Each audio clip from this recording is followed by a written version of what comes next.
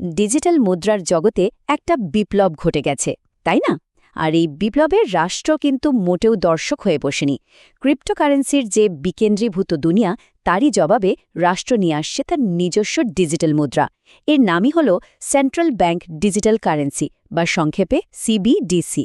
তো চলুন আজ এই সিবিডিসি জিনিসটা আসলে কি তা নিয়ে একটু বিস্তারিত আলোচনা করা যাক। ভাবুন তো, একসময় টাকা মানেই ছিল হাতে ধরার মতো কিছু একটা, যেমন সোনা বা রূপা। এগুলোর নিজস্ব একটা দাম ছিল, মানে এর ভৌত অস্তিত্বটাই ছিল আসল। এরপর খেলাটা পাল্টে গেল। এলো কাগজের টাকা বা ফিয়াট কারেন্সি। এই কাগজের কিন্তু নিজের কোনো দাম নেই।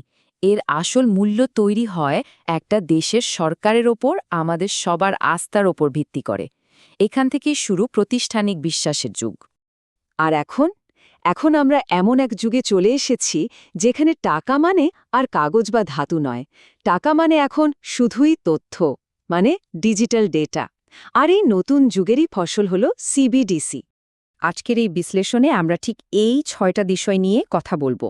মানে কিভাবে এই ডিজিটাল বিপ্লব শুরু হলো, সেখান থেকে শুরু করে একেবারে শেষে গিয়ে ব্যক্তিগত গোপনীয়তা আর রাষ্ট্রীয় নিয়ন্ত্রণের যে বিতর্ক, সেই পর্যন্ত সবকিছুই থাকবে। তো গল্পটা শুরু হয়েছিল ক্রিপ্টোকারেন্সি দিয়ে। এই বিকেন্দ্রীভূত মুদ্রাগুলো যখন প্রচলিত আর্থিক ব্যবস্থাকে একটা বড় ঝাঁকুনি দিল, ঠিক তখনই রাষ্ট্রগুলো নড়ে চড়ে বসল। আর সিবিডিসি হল সেই ঝাঁকুনিরই সরাসরি জবাব। এটা ভাবার কিন্তু কোনো কারণ নেই যে সরকার আর সেন্ট্রাল ব্যাংকগুলো এই ডিজিটাল মুদ্রার খেলাটা শুধু মাঠের বাইরে থেকে দেখছে। একদমই না, তারা এখন নিজেরাই খেলোয়াড় হিসেবে মাঠে নেমে পড়েছে, নিজেদের নিয়মকানুন তৈরি করার জন্য। তাহলে রাষ্ট্রের এই জবাব, মানে এই সিবিডিসি, এটা আসলে কী জিনিস? আর হঠাৎ করেই বা বিশ্বের সেন্ট্রাল ব্যাংকগুলো এর পেছনে এত উঠে পড়ে লাগলো কেন? একদম সহজ ভাষায় যদি বলি, সিবিডিসি হলো আমাদের পকেটে থাকা টাকারই ডিজিটাল ভার্সন। পার্থক্যটা হলো এটা সরাসরি সেন্ট্রাল ব্যাংক থেকে আমাদের ডিজিটাল ওয়ালেটে আসবে, মানে মাঝখানে কোনো বাণিজ্যিক ব্যাংকের দরকার পড়বে না। এর পেছনের কারণগুলো কিন্তু বেশ ইন্টারেস্টিং। রাষ্ট্র একদিকে তার আর্থিক সার্বভৌমত্ব ধরে রাখতে চায়, আবার লেনদেনগুলোকে আরও দ্রুত আর সস্তা করতে চায়। সেই সাথে দেশের আরও বেশি মানুষকে ব্যাংকিং সিস্টেমের আওতায় আনা আর ক্রিপ্টোকারেন্সির মতো চ্যালেঞ্জগুলো মোকাবেলা করাও একটা বড় উদ্দেশ্য। আর এখানেই এসে ক্রিপ্টো আর সিবিডিসির মধ্যেকার আসল পার্থক্যটা বোঝা যায়। এটা কিন্তু শুধু প্রযুক্তির লড়াই না, এটা হলো দুটো একদম ভিন্ন চিন্তাধারার বা দর্শনের লড়াই।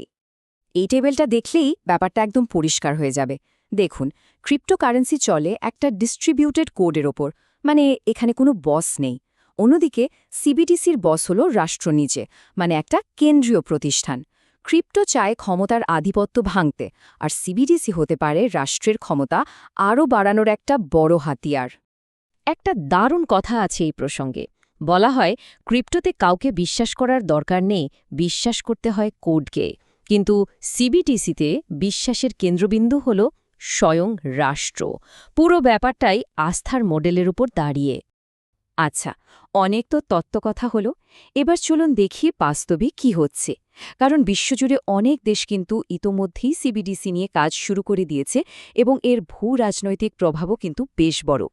স্ক্রিনে যে সংখ্যাটা দেখছেন, ৩০ কোটিরও বেশি। বিশাল একটা সংখ্যা, তাই না? যা একটা নতুন আর্থিক ব্যবস্থার বিশাল প্রভাবের দিকে ইঙ্গিত করছে। কিন্তু প্রশ্ন হল, এটা কিসের সংখ্যা? এই সংখ্যাটা হল ডিজিটাল ইউরোর সম্ভাব্য ব্যবহারকারীর সংখ্যা।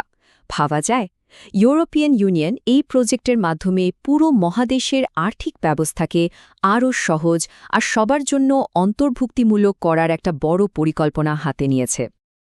বিশেষ করে ব্রিক্স জোটের মতো উদীয়মান অর্থনীতির দেশগুলোর জন্যে সিবিডিসি একটা বিরাট বড় হাতিয়ার হয়ে উঠছে। এর মাধ্যমে তারা ডলারের ওপর নির্ভরতা কমানো, সুইফটের মতো পশ্চিমা নিয়ন্ত্রিত পেমেন্ট সিস্টেমকে পাশ কাটানো, এমনকি আন্তর্জাতিক নিষেধাজ্ঞার প্রভাব কমানোর মতো বড় বড় চাল চালতে পারে। সব মিলিয়ে একটা নতুন বিশ্ব আর্থিক ব্যবস্থা তৈরির চেষ্টা চলছে।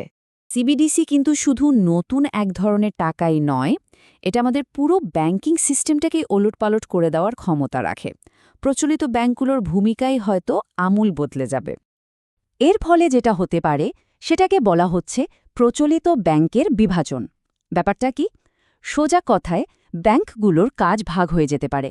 কারণ সেন্ট্রাল ব্যাংক যদি সরাসরি সাধারণ মানুষের সাথে লেনদেন শুরু করে, তাহলে বাণিজ্যিক ব্যাংকগুলোর অনেক কাজই আর থাকবে না। এই ছবিটা দেখুন, টাকার প্রবাহটা কিভাবে বদলে যাচ্ছে। সেন্ট্রাল ব্যাংক ডিজিটাল টাকা ইস্যু করবে, আর সেটা সোজা চলে আসবে সাধারণ মানুষের ওয়ালেটে। মাঝখানের বাণিজ্যিক ব্যাংকগুলোর আর দরকারই হবে না। এতে সরকারের জন্য আর্থিক নীতি প্রয়োগ করাটা অনেক বেশি সহজ আর সরাসরি হয়ে যাবে। আর সব শেষে আমরা আসছি সবচেয়ে জটিল এবং সম্ভবত সবচেয়ে গুরুত্বপূর্ণ আলোচনায়, ব্যক্তিগত গোপনীয়তা বনাম রাষ্ট্রীয় নিয়ন্ত্রণ। এই দুটোর মধ্যে ভারসাম্যটা কোথায় হবে? প্রশ্নটা খুবই সহজ, কিন্তু এর উত্তরটা অনেক কঠিন। টাকা যদি শুধুই তথ্য হয়, তাহলে সেই তথ্যের নিয়ন্ত্রণ থাকবে কার হাতে?